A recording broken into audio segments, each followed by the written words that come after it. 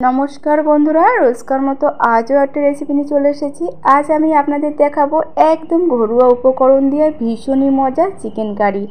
এটা গরম গরম ভাত, রুটি, পরোটা বা ফ্রাইড রাইস যার সঙ্গে খান না কেন খেতে কিন্তু অসাধারণ লাগে আর বানানো খুবই সহজ। তাহলে চলুন বন্ধুরা দেখে নেই। আমি এখানে প্রথমে আলুটা ভেজে নেব। এর জন্য কড়াইতে বেশ কিছুটা দিয়েছি সর্ষের তেল, এরপরে দেব নুন আর কেটে রাখা আলু দেব। এখানে একটা বড় সাইজের আলু 4 পিস করে নিয়েছি।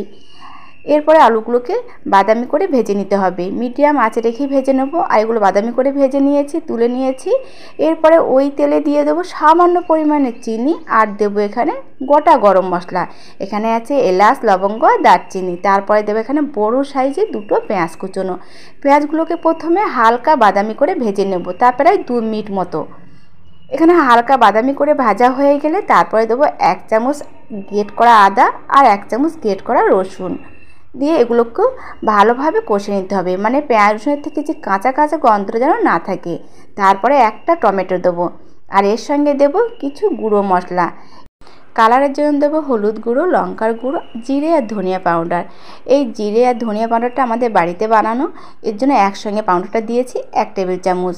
এরপরে হালকা আঁচে কষে নিতে হবে যতক্ষণ না মশলার থেকে তেলটা ছাড়বে আর খুব সুন্দর একটা কালার আসবে। এই সময় অবশ্যই বন্ধুরা আঁচটা কিন্তু একদমই আস্তে রাখতে হবে। দেখো বন্ধুরা, বুঝতে পারছেন যে তেলটা একদমই ছেড়ে দিয়েছে আর খুব সুন্দর একটা কালার চলে এসেছে। এরপর এখানে দেবো চিকেন। আমি এখানে 500 গ্রাম চিকেন নিয়েছি আর চিকেনটাকে আগের থেকে পরিষ্কার জল দিয়ে ভালোভাবে কিন্তু ধুয়ে নিয়েছি। ভালোভাবে চিকেনের গায়ে মশলাটা মাখিয়ে নেব। তারপর এখানে দেব স্বাদ অনুযায়ী নুন। নুনটা দিয়ে আবারও হালকা হাতে একটু মিশিয়ে নেব।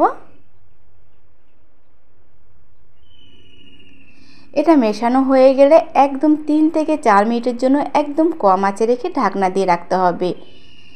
4 মিনিট পর ঢাকনাটা খুলে নেব।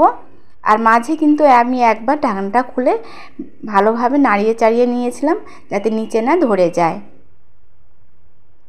চিকেনের থেকে কিন্তু হালকা জল বেরিয়েছে, সেটা দেখেও বন্ধুরা বুঝতে পারছেন। আর এটা কিন্তু কষতে কষতে ভালোভাবে সিদ্ধ হয়ে যাবে।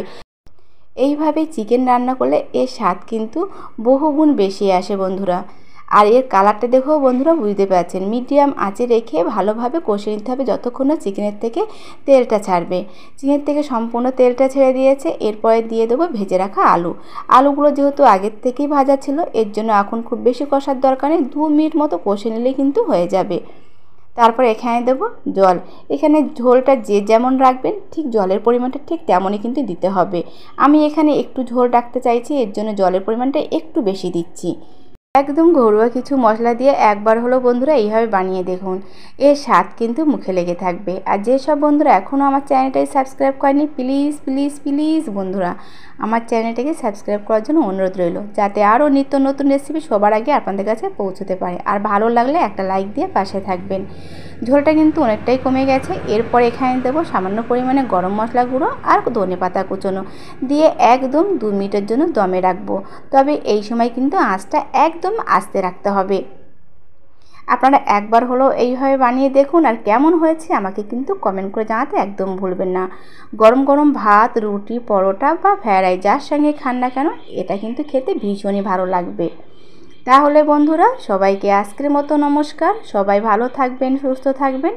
আবারও একটি রেসিপি নিয়ে চলে আসবো ঠিক অন্য দিনে।